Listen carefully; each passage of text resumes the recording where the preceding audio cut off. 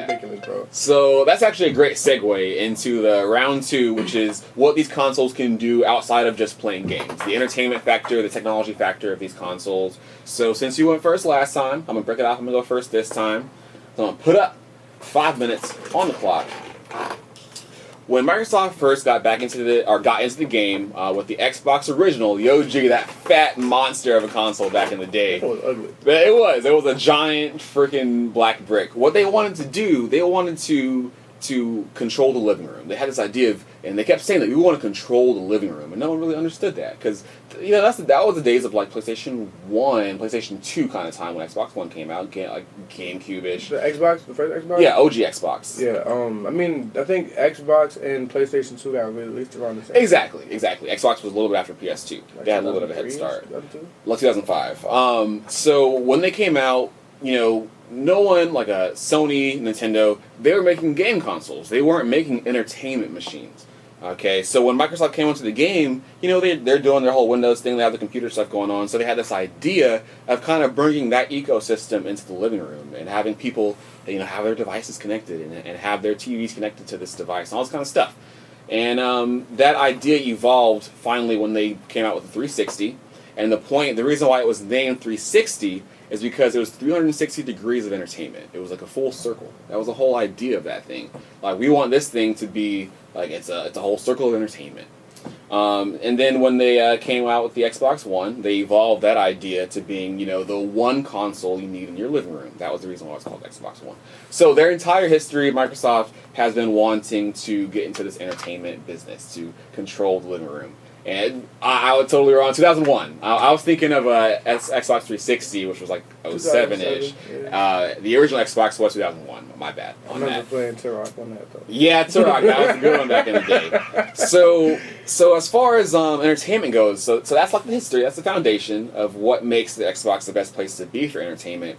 But as far as like what they're doing right now, like you can just see all kind of stuff that Microsoft just wants to do. Like with this Windows 10 push they're doing, they're finally reaching that goal they've been trying to do of uniting all of their ecosystem. They're finally going to have the Windows 10 phones. They have the tablets and computers. And I've used Windows 10 on my laptop. I've actually streamed a game from my Xbox One to my Alienware computer I got from Microsoft. Thanks, guys. And I've sat there and played it while Jen, my girlfriend, is on the TV watching her Adventure Time. And I can now go on my computer and play my games, and that's like not a problem. That's not revolutionary technology, of course. The Wii could do that. You can stream stuff, with the PS4, all that kind of stuff. But the point is how simple it is and how anyone can pick that up and use it. Everyone uses a computer already. Not everyone has a PS4 and a PS Vita or whatever. Not everyone can stream their stuff to their Vita. Everyone has a computer. Every single person does. So everyone has a smartphone, which means they can use smart glass, which means everyone has a potential to use the streaming technology. So that's the main thing. With their ecosystem, Microsoft has finally got that whole thing in check. So the next thing on happening for entertainment with Microsoft is this thing they're pushing with their television and their games kind of being interconnected. So earlier I mentioned that Halo TV show that happened. That was a pretty fun little show. Not everyone checked it out. Like some of you guys, like non-Halo fans or non-Xbox fans, you aren't really interested in it. That's totally fine. Most people that were Halo fans, they gobbled it up. They enjoyed it. It was okay. Well, on the horizon, next spring coming out, you got Quantum Break, and this game was announced when they first revealed the Xbox One. And this is actually, when you play the game, it's going to be crazy. This is a time manipulation game. Like time is messing up, it's glitching out. And like each level of the game is like an episode, and when you finish that episode, you're gonna have like this juncture point, and depending on what decision you make in the game, it's gonna change stuff in your game. Those games, that thing depresses, it puts so much stress on you. Yeah, kind of like what like Telltale. Yeah. Exactly, like Telltale games. Yeah. So like at the end of the section, you're gonna make some choices, and check this out, guys. So once you make those choices, something's gonna happen, a big event, a big set piece in the game, and then the game's gonna click over, and you're gonna watch an actual TV episode, like a real live action scripted show, and this show is going to change based on your decisions in the game. So depending on what you do, you're gonna see a different show than your friend's gonna see. Because like they actually filmed all the different outcomes. That's pretty awesome. Exactly. Like it sounds like a really, really awesome thing. I hope in theory, but so far the trailers have been awesome. If you haven't checked it out, Quantum Break. Go look up the trailers from Gamescom. That's where they show off all the TV stuff. And it looks really awesome. And if they can pull this off and it ends up being as cool as it sounds, game over. I like that. Ooh. Nice time. To be a little bit more streamlined. Like, I have a little bit more trouble on Xbox than I did on PlayStation. Like, first, it's the overlay kind of weird to me. I don't know why. Like, PS4 got rid of the whole you have to exit out of multiple apps. Right. But so I can go from watching my YouTube to playing Mortal Kombat to go back to Mortal Kombat. Yo, something on Netflix. Let me watch Netflix. Yeah. Hit Hulu up. Like, we got a lot of stuff. We have The View. View has a lot of channels to watch. Like, they have a Showtime deal going on. They got first of all, they got all episodes of Seinfeld on Hulu. And I don't have time for that. But like The View, like, because we wanted to get it because like we don't. It's cheaper than actual cable in the long run. Like at first it might seem a little bit more expensive, but it's really solid for just hey, I want to watch something on TV. I can't watch like boxing now. Let's watch it. Okay, if you don't mind me hijacking your time, like you don't mind, I'm just gonna say I totally forgot to mention the Xbox just announced they have DVR on Xbox now, which that's pretty cool too. Yeah, I don't watch TV. But I'm a big anime fan. Oh yeah, okay. Crunchyroll on mine, Crackle, Netflix. I love Netflix. I also hate Netflix because Netflix doesn't have consistent releases. Yeah. Like for the longest time, they only had Terminator 2. Yeah. Like they didn't have the first or the third one. Yeah. But like in Hulu, they have. I don't know if it is like this on the Xbox, but like for us, my boy had the Hulu account logged in, right? He can go on his Hulu. Well, he can like log in and I can switch the user, not log him out to switch the user, and I can use his Hulu without having to go. Yeah, and YouTube is the same way. Like he can use my YouTube if he needs to. I can use his YouTube if I need to. Right. Like it's really dope for that. We have a media player that we it's a big download. That's the big to me. That's the biggest detriment to both system is hard how drive. Big like all the files all the games are. Yeah. But we got this media player and we can play. You can stream it directly from the computer. That is really directly cool. from we can just download all that and like. My boys stream online. Like I don't know because I'm not a streamer. I'm not a streamer. Yeah. Like, if I got an Xbox, maybe I'll stream. But I don't got an Xbox. I got a PS4, and we got a PS2. But that's just because it's nostalgic, man. Yeah. But like I always had a lot like the Internet Explorer.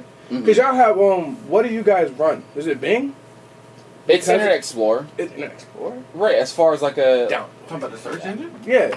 Oh well, I mean, I would have thought it was Bing. Bing is their search engine, but I thought you meant like what app they use for internet. I meant for like search engine. Like what is it? Okay, yeah, it's Bing. Yeah, it's Bing. I always had the most trouble with Bing. I used to have a Windows Nokia phone, and I'm just like, this is difficult. Like, why is it? Do you know what Bing stands for?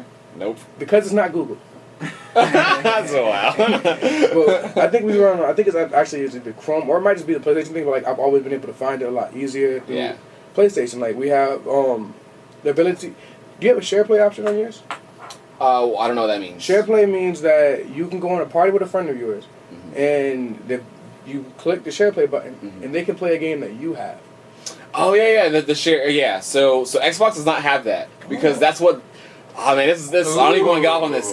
Xbox announced that first they were going to do that, and then because of like the whole hoopla stuff, they reversed on that. But that's a whole other thing. Well, I mean, we got it. It's actually one of the best capabilities. Like, that's an awesome. Because my boy wanted to, he's like, I don't know if I should buy this game. I'm like, well, share play with us. And then he's like, all right, maybe I'll get this game. It also prevents you from wasting money. Yep. That's the big, which is something you really don't think that the systems go for. Like, it's like a little demo. Yeah, it's like, oh my god, demo disc was a thing back in the day. Yeah. Like, that was my favorite. But we because like we did it with I want to say we were doing it with Xenoverse because he wanted to play Xenoverse, but he didn't want to play it. Like he's like, I don't want to buy it. See if it's worth the money. That's really 95% of the conversation is, hey, I want to try this game, but I don't know if I want to spend the $60 that is out rip. Right. You think it's worth the investment? Yeah. And that's what made him get on Bloodborne from his boy. Like we all do things like that. It's like it's a really fun experience, man. Like the ability to share the games with your friends without, and you can play the game competitively with them. Yeah. Like if you were at your friend's house and you had a PS4, but you didn't have Mortal Kombat, we could share play and we could fight each other. Yeah. Like it's That's awesome. really cool feature,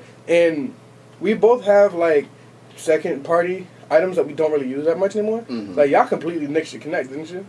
Yeah, I mean they still make it, but they don't bundle it anymore. Nah, PS Vita really doesn't have any purpose anymore.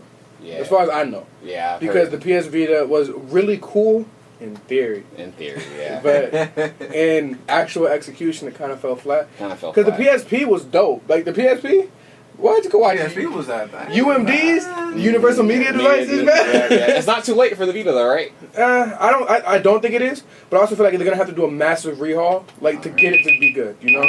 All right. And I think Sony, they have the money, the power. They can do that rehaul. They can bring it back. That they can. There's also like, do they want to make that investment for the whole? Because it's not for them. It's not for. It's for the people. Like because we both have very people oriented businesses. Yeah. Like to work with. Wasn't a PSP Vita? Couldn't you make it with a phone if you wanted to? Really? You can make it. You can use it as a phone. You can put your smart chip in it. Oh, that's crazy! I did not know you could use the Vita as a phone. All right, so that was round 2. The entertainment of both consoles and judges. What do you think? I'm gonna. That was what we got. 3 rounds, right? That was round 2. Saint. Yeah, give it to Saint. Yeah. It was the. What was the? Your friend can play it. The share play. Share play killed you. Yeah. He nailed you just now. We do a back to back. Right, do it. So which one? Do y'all want to go right into round 3 or to the mix and go to round 3? Let's do the round 3 first, and then we'll do the whole mix. Okay. So let's go ahead and wrap this thing up. So since I started that last one.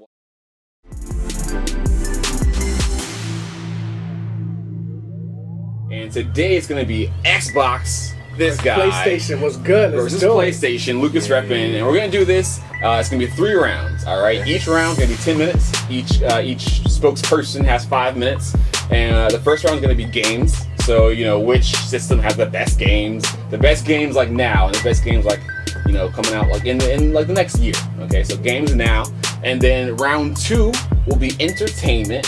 So the console that provides the best entertainment. So that's like movies and music and all the streaming stuff you can do. And finally, the last round 3, will be the future.